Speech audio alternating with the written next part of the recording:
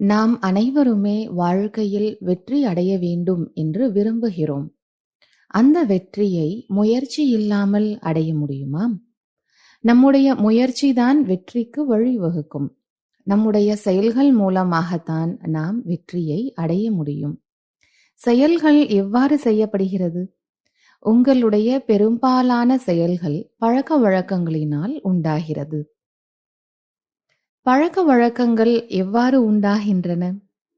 முதலில் எண்ணங்கள் நம் மனதில் உருவாகின்றது. நம் எண்ணங்களில் சில செயல்களாக மாறுகின்றன. அந்த செயல்களை நாம் எவ்வளவு அதிகமாக செய்கிறோமோ அந்த அளவுக்கு பழக்கங்கள் வலுப்பெறுகின்றன. எண்ணங்களும் செயல்களும் நமது பழக்க வழக்கங்களின் சக்திக்கேற்ப உருவாக்கப்படுகின்றன. நமது நல்ல பழக்க வழக்கங்கள் நம் வாழ்வில் வெற்றிக்கு வழிவகுக்கும். எதிர்மறையான பழக்கங்கள் நம் மனதில் எதிர்மறை எண்ணங்களை ஏற்படுத்துகின்றன. அது நம்மை ஒருமுகப்படுத்த அனுமதிக்காது. கெட்டது என்று தெரிந்த பிறகும் மனம் அதில் ஈர்க்கப்படுகிறது. தீய பழக்கங்களுக்கு அடிமையாவது என்பது எதிர்மறையான பழக்கமாகும். தீய பழக்க வழக்கங்களில் ஈடுபடுவது, அதாவது போதைப் பொருட்களுக்கு அடிமையாவது, மொபைல் போனுக்கு அடிமையாவது, சோசியல் மீடியாவிற்கு அடிமையாவது போன்ற இன்னும் இப்படிப்பட்ட பல செயல்கள் நம்முடைய முன்னேற்றத்தை தடுக்கின்றது. நம்மை தடுத்து நிறுத்தும் போதை பழக்கங்களை சரிபார்த்து தெரிந்து கொள்ள வேண்டும். தீய பழக்க வழக்கங்களில் ஈடுபடுவதில் 4 நிலைகள் உள்ளன. முதலாவது, நம் நண்பர்களின் கட்டாயத்தின் பெயரிலோ, மற்றவர்கள் நம்மை கேலி செய்வார்கள் என்ற பயத்தினாலோ சில தீய பழக்கங்களுக்கு ஆளாகி விடுகின்றோம்.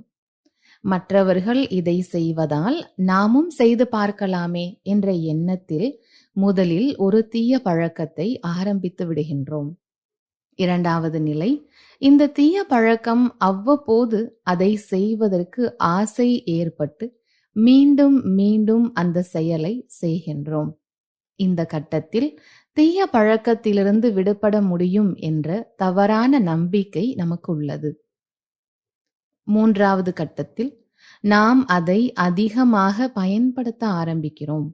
இது நமது அன்றாடம், படிப்பு மற்றும் உறவுகளை மோசமாக பாதிக்கின்றது. நான்காவது நிலை என்பது இது போன்ற கெட்ட பழக்கங்கள் இல்லாமல் நம்மால் வாழ முடியாதது. இதிலிருந்து விடுபட வேண்டும் என்றால் மற்றவர்களின் உதவி இல்லாமல் அல்லது நம்முடைய திடமான முயற்சி இல்லாமல் விடுபட முடியாது.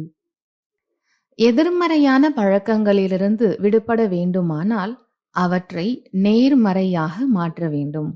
விளையாடுவது, நீச்சல் கற்றுக்கொள்வது, சைக்கிள் ஓட்டுவது போன்ற சில நல்ல பழக்கங்களை வளர்த்து கொள்வதன் மூலம் நமது கெட்ட பழக்கங்களிலிருந்து விடுபட முயற்சி செய்யலாம். உறுதியான எண்ணங்களால் மட்டுமே நல்ல பழக்கங்களை உருவாக்க முடியும். இந்த திடமான எண்ணங்களை உருவாக்குவதற்கு தியானம் நமக்கு உதவும்.